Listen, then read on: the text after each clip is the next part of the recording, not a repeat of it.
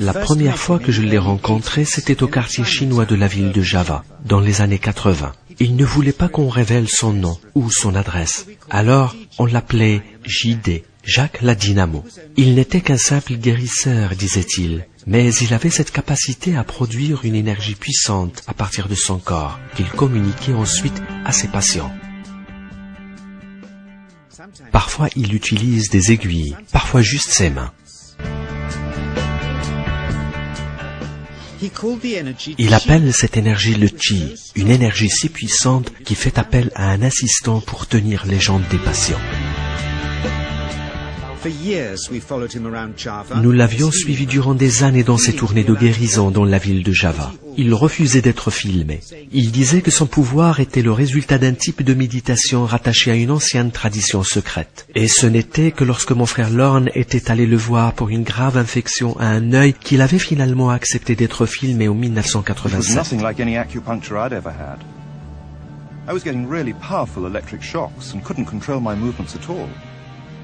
Yin yang, positive and negative, you know. And my positive from here and my negative from here, and we meet together, this can get like electricity. And is this because you're special? You have a special sort of It's meditation every day. It's meditation that does it. Meditation every day. Like you can touch me, like this. It's nothing, okay? It's my burn. Just like this. Notre preneuse de son a elle aussi eu droit au choc électrique.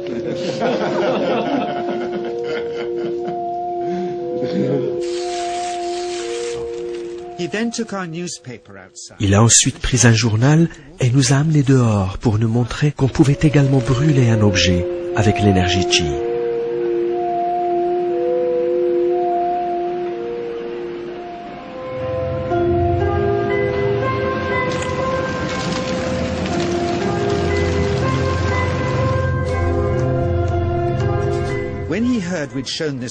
Lorsqu'il a appris que nous allions montrer ce film en public, il était très contrarié et il a refusé de nous recevoir de nouveau, malgré nos nombreuses tentatives.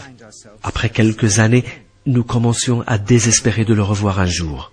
Mon frère Lorne ne l'a plus revu, car en 1997, il était déjà mort, quand je me suis de nouveau retrouvé avec JD, et c'était mon tour cette fois-ci d'être traité pour un problème d'yeux. Ce n'était pourtant pas la raison pour laquelle j'étais allé le voir. C'était en effet lui qui m'invitait cette fois-ci, car il avait des choses importantes à me dire. Il revenait d'un voyage de 2 ans où il était allé méditer en solitaire dans les fins fonds de Bornéo. Il pensait que l'histoire de l'humanité avait connu de grands changements et que l'ancienne sagesse avait tendance à disparaître. Il m'avait donc appelé pour le filmer, mais juste ce qu'il faut, histoire de nous rappeler que nous avons tous des pouvoirs insoupçonnés en nous et que lui-même n'avait rien de particulier si ce n'est le fait qu'il s'était entraîné à être en éveil. En tenant le patient, Joe, le caméraman, a dû utiliser tout son poids pour rester à son contact. L'énergie Qi était si forte qu'elle le repoussait. JD semblait pouvoir contrôler l'amplitude de son Qi à la manière d'un variateur de lumière. Le Qi provoquait des réactions incontrôlables chez ses patients ainsi que chez les personnes qui les tenaient.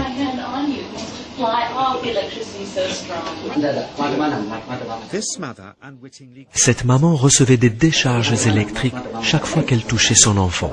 Et comme il ne cessait de bouger, elle était obligée de le tenir et de faire contre mauvaise fortune bon cœur. Parfois, on voyait clairement le Qi circuler dans le corps du transmetteur également. Cette énergie Qi n'est que la surface de ce que la méditation permet de faire.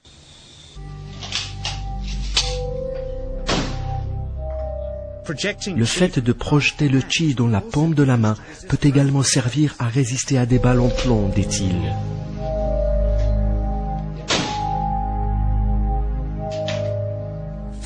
D'abord, on commence par apprendre à distinguer le Qi-Yin du Qi-Yang dans le corps, explique-t-il.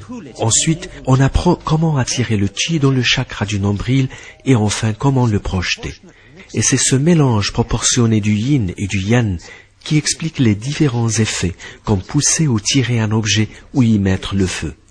Il a ensuite parlé de choses bizarres, en disant que le Qi-Yin était la clé d'accès au monde des esprits. Il existe une longue tradition en Indonésie qui voudrait que les poignards soient habités par des esprits. Les gens les apportent ici pour voir s'ils dansent. Dans ce cas précis, explique-t-il, ils ne travaillent pas avec un mélange d'énergie yin et yang, mais se contentent de créer un champ d'énergie yin dans lequel l'esprit se manifeste s'il est présent.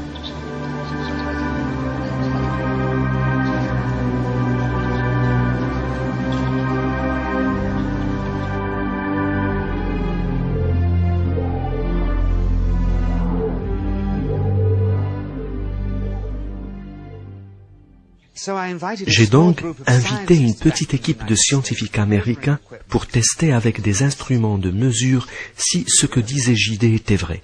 Et si c'est le cas, où situer alors cette énergie sur le spectre électromagnétique? Catherine Cook, directrice générale de la Fondation des sciences de l'esprit dans le Texas. Le docteur Nielsen, médecin suédois et navigateur international. Le docteur Greg Simpson, physicien à l'université d'Albert Einstein à New York. Et Anjas Paulak, un des étudiants australiens de JD. Mes invités étaient tous convaincus de pouvoir trouver des preuves de fraude en un rien de temps.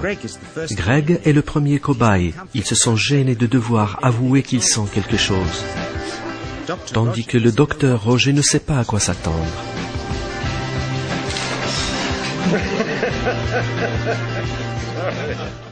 Et voilà qu'on sort un détecteur de métaux, comme ceux qu'on trouve dans les aéroports, pour voir si JD n'a pas un morceau de métal caché dans son corps.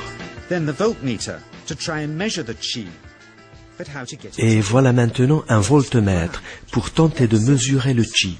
Mais comment faire marcher tout cela? Où se trouve l'équivalent de la mise à terre? Quels en sont les paramètres? JD propose qu'on attache le voltmètre au niveau de son nombril. Étant donné que son périnée, disait-il, représentait le pôle négatif et le chakra de son nombril, le pôle positif. Mais toujours aucun signal côté voltmètre. Les membres de l'équipe continuent à recevoir des chocs électriques du bras de JD et ils ont les bons paramètres mais l'aiguille ne bouge toujours pas. JD explique que ce n'est pas de l'électricité mais du Qi.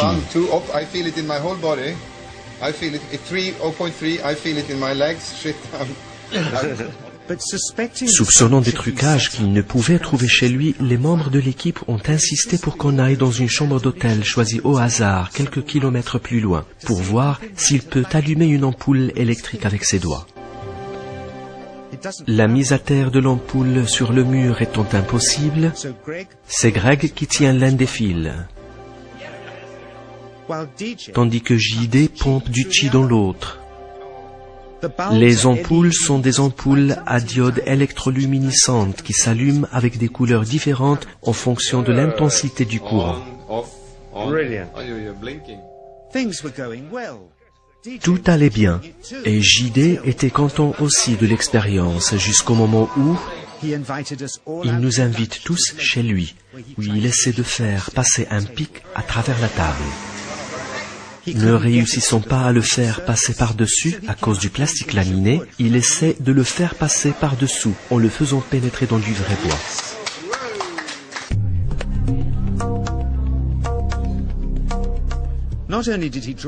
Non seulement il a saigné du doigt, mais l'éclat du pic a également blessé Allison sur le front. L'incident n'a pas été pris trop au sérieux ce soir-là, mais le lendemain matin, JD était une toute autre personne. Il paraissait retiré et contrarié. Son maître, bien que mort depuis longtemps, lui a parlé toute la nuit dans ses rêves, et il était, nous a-t-il dit, furieux contre lui, car il avait enfreint les règles strictes de sa secte, à savoir ne pas se donner en spectacle, ne pas faire du mal et ne pas déverser du sang. Toutes les expérimentations et tous les tournages devraient par conséquent prendre fin.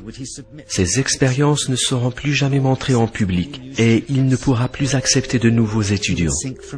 Il partira et poursuivra ses séances de guérison dans la l'anonymat comme il l'avait toujours fait avant notre rencontre au début des années 80.